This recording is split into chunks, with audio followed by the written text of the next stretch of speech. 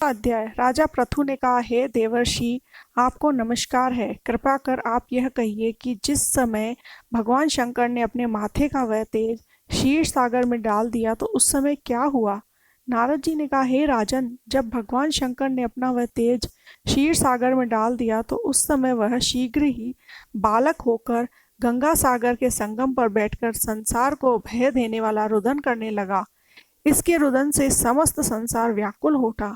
लोकपालों के मन में भी व्याकुलता हुई, चराचर चलायमान हो गया। शंकर सुवन के रुदन से ब्रह्मांड व्याकुल हो गए। समस्त देवता और ऋषि मुनि व्याकुल होकर लोक पितामह श्री ब्रह्मा जी की शरण में गए। सबने मिलकर श्री ब्रह्मा जी को प्रणाम किया और स्तुति की। फिर कहा कि हे पितामह, यह तो बड़ा भयंकर समय उपस्थित हुआ है।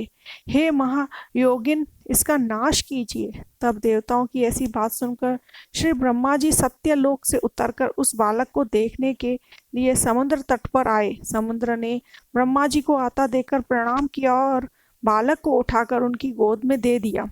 तब विस्मित होकर श्री ब्रह्मा जी ने पूछा, हे सागर, तुम शीघ्र कहो कि यह बालक किसका है।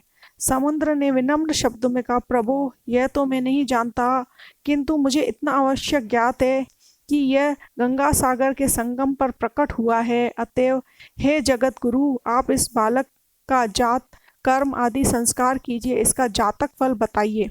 नारद जी कहते हैं, इधर तो सागर ब्रह्मा जी के गले में हाथ डालकर बार बार उनका आकर्षण कर रहा था। फिर तो उसने ब्रह्मा जी का गला इस जोर से पकड़ा कि उससे पीड़ित हो ब्रह्मा जी के नेत्रों से आंसू टपकने लगे। किसी प्रकार से ब्रह्मा जी ने अपने दोनों हाथों का जोर लगाकर अपना गला छुड़ाया और सागर से कहा, हे सागर, सुनो, मैं तुम्हारे पुत्र का जातक फल कहता हूँ। मेरे नेत्रों से जो यह जल निकला है, इस कारण इसका नाम जलंधर होगा। यह उत्पन्न होने के साथ ही तरुण हो गया है। इससे यह सब शास्त्रों का पारगामी, महापराक्रमी, महावीर, जवान, महायोद्धा होगा। यह बालक सब दैत्यों का अधिपति और भगवान विष्णु को जीतने वाला होगा तथा यह कहीं भी न हारेगा। एक भगवान शंकर को छोड़कर यह सबसे जीतेगा। जहाँ से उत्पन्न हुआ है फिर वहीं जाएगा। इसकी स्त्री बड़ी पतिव्रता, सौभाग्यशालिनी, स्वर्ण सुंदरी और परम मनोहर, मिष्ट भाषिणी तथा शीलवान होगी। नारद जी कहते हैं, हे राजन, सागर से ऐसा कहकर ब्रह्मा जी ने शुक्राचार्य को बुलाकर उनके हाथों से बालक का राज्याभिषेक कराया और आप अंतर्ध्यान हो गए। फिर तो बालक को देखकर सागर बड़ा ही प्रसन्न हुआ और घर आ गए।